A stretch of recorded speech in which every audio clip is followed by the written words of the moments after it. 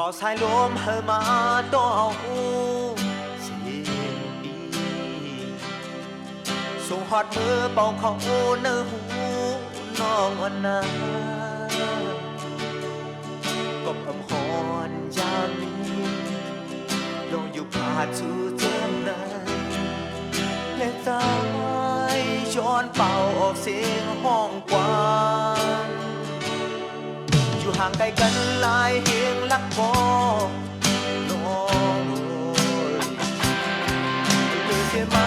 เธอหักแก้มก็เลยเธอถึงลาเธอพูดถึงอย่าไปแห้งวนเอาไม่อกแน่ไม่เจอเมื่อผ่าน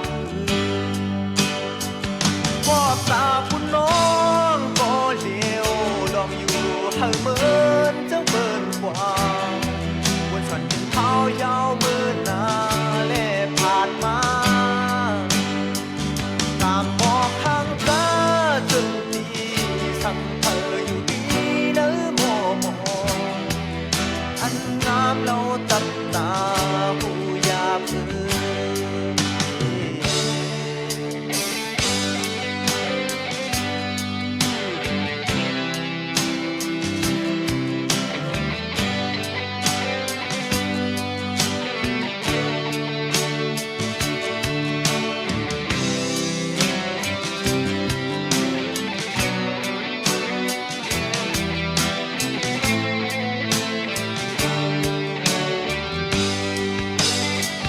ก็ตาคุณน้องก็เลี้ยวลองอยู่เฮาเหมือนเจ้าเบินกว่าวันฉันเป็นเท้ายาว